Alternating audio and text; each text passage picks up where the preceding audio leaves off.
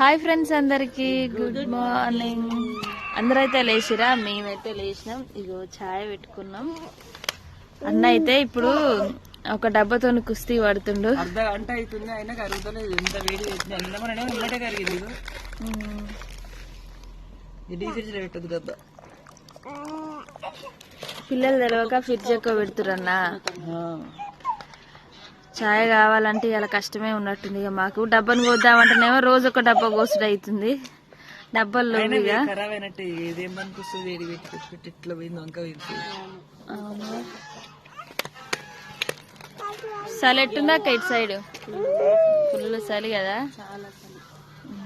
నీ గోరంటాకు చూపి